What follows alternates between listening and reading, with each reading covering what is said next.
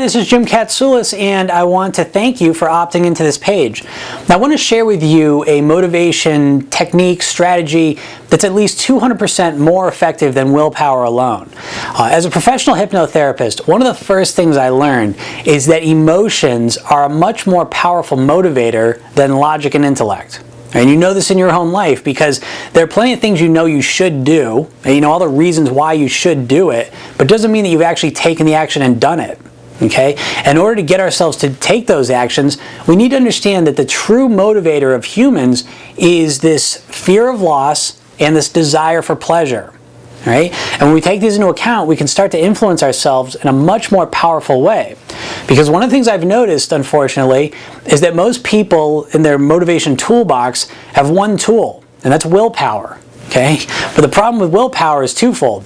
The first thing is that oftentimes when you think of willpower, it's kind of like you have to push yourself to do something you don't want to do. And so there's a lot of resistance, a lot of hesitation, a lot of avoidance. And when you think of taking resistant, avoidant action, you're going to get a different result compared to if you're taking inspired, motivated, excited, focused action. Okay, so your results are going to be different. The other thing is that willpower takes a lot of energy and a lot of time. Right? When you think about all the time you waste trying to get yourself to do something, when you think about how tiring it is to keep forcing yourself to do something, it's fine when you're really focused on a goal that you have, but if you get distracted, you get depressed, you get overwhelmed, different things come up in your life, it's hard to focus all that energy to get yourself to do something. Okay, so how do we get ourselves to take the actions that are going to get us the results we want? We focus on our state. Can you change your state in a moment? Can you go from feeling tired and kind of depressed to feeling motivated, focused, ambitious? Right? And you can, but you need to learn how to do it. Basically, your state, and your state right now included, is composed of two things. Your physiology, right, what's going on with your body, and your psychology, what you're focusing on, how you're thinking about it. Okay, so what we want to deal with first is our physiology. And I want you to do this as I'm telling you so you can experience it. Now, if you wanted to be motivated, if you were motivated, what would your body be doing? Right? Where would your posture be at? Would you be standing straight? Would your shoulders be back, your chest out, breathing deeper, feeling more energy in your body?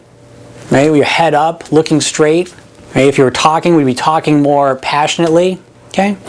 And do that now. Right? You can mimic that and start to feel it, even if you weren't feeling it before. So this is the power of physiology. The other side of it is the psychology. Okay, what are we focusing on? How are we thinking about something? So let's put this into context. Imagine you wanted to get yourself to go to the gym. Okay, you sit on the sofa and you say, I should go to the gym. Now a lot of times people sit on the sofa, they're kind of laying back, right? They're disengaged, and they say, I should go to the gym. Well, A, they're not using their physiology the correct way, right? They're using their physiology to demotivate themselves if they're kind of laying back on the sofa. So the first thing we want to do is engage the physiology, right? Get ourselves into it. Sit up, stand up, right? Shake out a little bit. Now you've engaged the physiology, let's think about the psychology. What are you focusing on? The big problem a lot of people make, big mistake they make, is that when they're focusing on something they want to do, let's say the gym, for example, they focus on all the pain in the butt parts of it. I think, oh, I got to get up, I got to go get my clothes on, I got to go drive 20 minutes through traffic, that guy's there that I don't like, the machine was broken last time, and they think about all the things that stink about the behavior they need to take. And they focus solely on those, and by doing that, they demotivate themselves. All right? So what you do is start focusing on what's going to happen, the results of your behavior. And you minimize the pain in the butt parts. Okay? So you focus on what it's like when you're leaving the gym, knowing you just worked out. Right? Maybe you feel stronger. Maybe you feel like you did something. Sense of accomplishment. Right? And you think about that. You focus on how it feels to finish that. To be someone who completes something. Who is successful at getting themselves to take action. Right? And you think about what it would be like to have day after day of that sort of behavior. Well, you become a different person. That's where you want to put your mind. Okay, that's how you want to use it intentionally to focus on the things in what you're ultimately going to get out of it.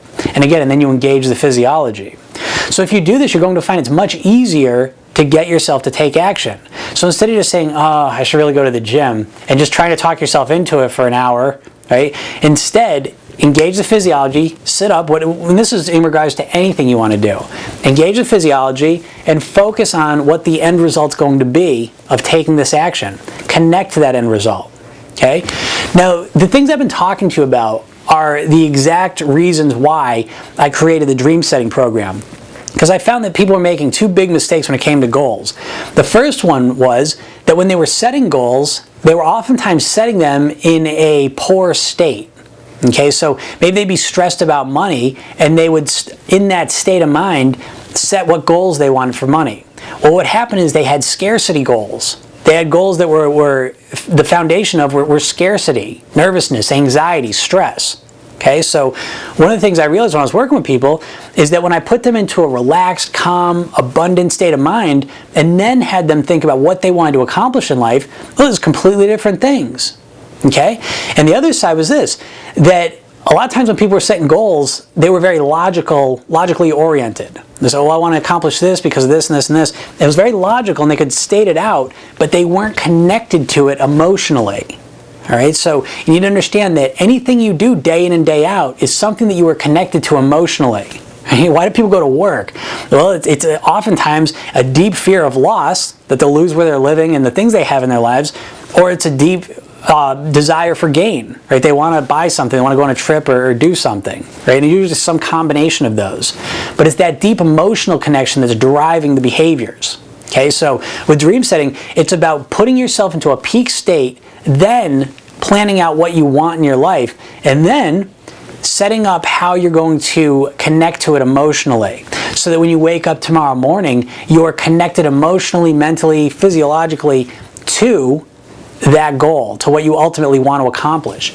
And it becomes a much stronger foundation to achieve what you want. Okay, so I appreciate you listening to this video. I hope you learned something. If you want to learn a little bit more about how to set goals in this new way, you can read on this page here about all the different techniques that you can use in order to accomplish that. Again, I'm Jim Katsoulis, and I want you to have a great day.